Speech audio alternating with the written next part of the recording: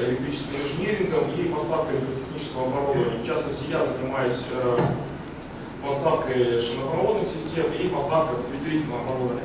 Один из ключевых наших вендоров, которого мы представляем, это компания, группа компаний LS. Вот. Эта компания ведет свое начало из всемирно известной компании LG. Вот, сквозь годы своего начала, сквозь годы своей жизни компания претерпела несколько разных названий. Она была известна как Lightning Star, Star, LG. И вот в 2005 году компания осуществила свое разделение по специализации. И теперь мы работаем с индустриальным направлением компании, которая называется LS Group и производит и сконцентрирована на производстве электротехнического оборудования, материалов и работе с энергией. Вот. По-прежнему группа LG занимается электроникой, всем известная компания. Группа GS занимается торговлей, переработкой нефтехимии, строительством. Пойдем дальше. Компания обладает большим количеством заводов по всему миру, в том числе, конечно, в Корее, в Китае. Производит широкий спектр электрооборудования. Я вам просто пока сейчас обзорно показываю, чтобы представление сложилось о компании, насколько она большая, глобальная. Если мы сравниваем с другими ведущими вендорами, не будем о них сейчас говорить, то понимание, чтобы было. То есть компания может закрыть широкий спектр задач от и до. Распределительное оборудование, распределительные щиты, трансформаторы, автоматические выключатели. Ну, собственно говоря, перейду дальше непосредственно к передаче и распределению электроэнергии. Если вы строите умный ЦОД, слово «умный» здесь весьма популярный, интеллектуальный ЦОД.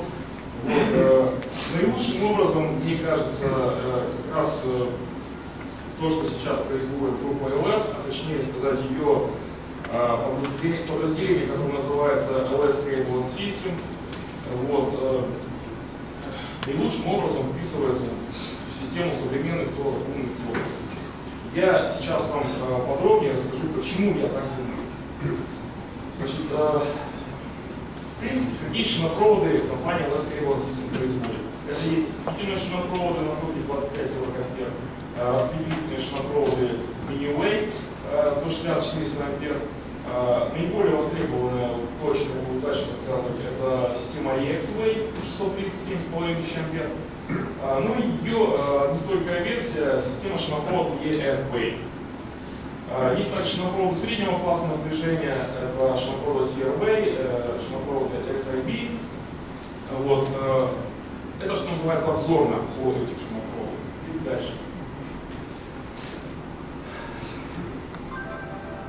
Ну, таким образом, мы, собственно говоря, видим в трехмерной модели, каким образом выглядит система распределения зданий. Мы здесь видим систему постоянного тока, мы видим здесь трансформаторы, распределительный щит, распределительный щит, значит, дизельную электростанцию.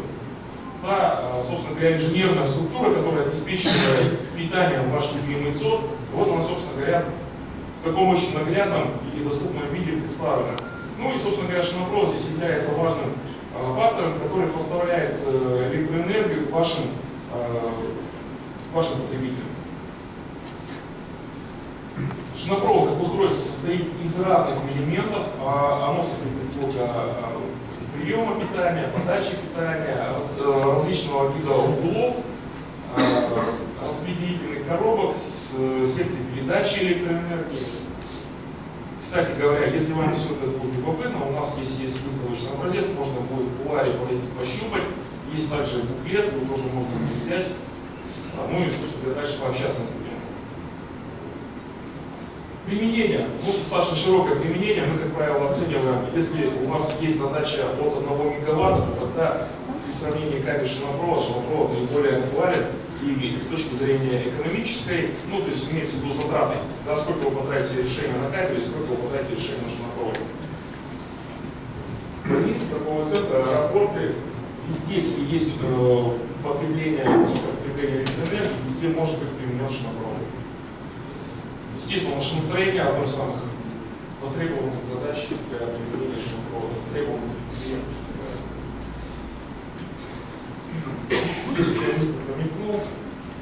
дата-центр. Да? В частности, дата-центр. У меня дальше будет иллюстрация, где это показано на реальном живом примере, где применен шинопровод для питания дата-центра. Значит, подробнее хочу рассказать о конструкции. Да? Значит, данный конкретный шинопровод, корпус его состоит из сплава, из железо-алюминиевого сплава. Значит, шины покрыты бесшовной изоляцией, которая исключает попадание влаги и грязи.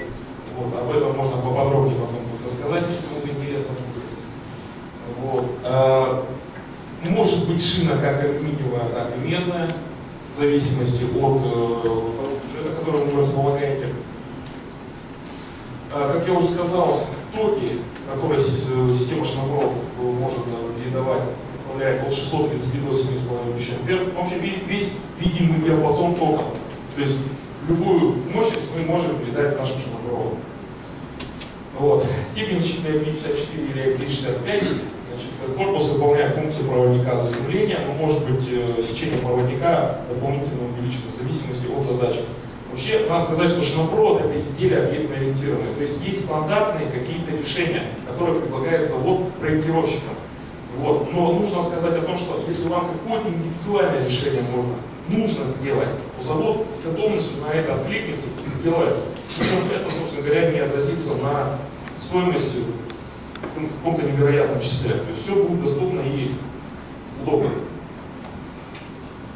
Ну, здесь, собственно говоря, рассказывается на этом слайде о тех способах покрытия, которые есть в принципе. Да? То есть есть традиционный устаревшая модель полиэстеровая изоляция, бесшовная эпоксидная, которая наносится автоматизированным способом, роботизированным. И есть пожароустойчивое исполнение с применением специального изоляционного материала, пленка мика, который выдерживает изоляционные свойства при температуре 1200 градусов. То есть данная конкретная модель шинопровода испытана в течение 3 часов при воздействии температуры 950 градусов. Значит, его можно использовать при прокладке в каких-то пожароопасных зонах. Надо сказать, что у наших соперников таких решений нет. Сразу скажу.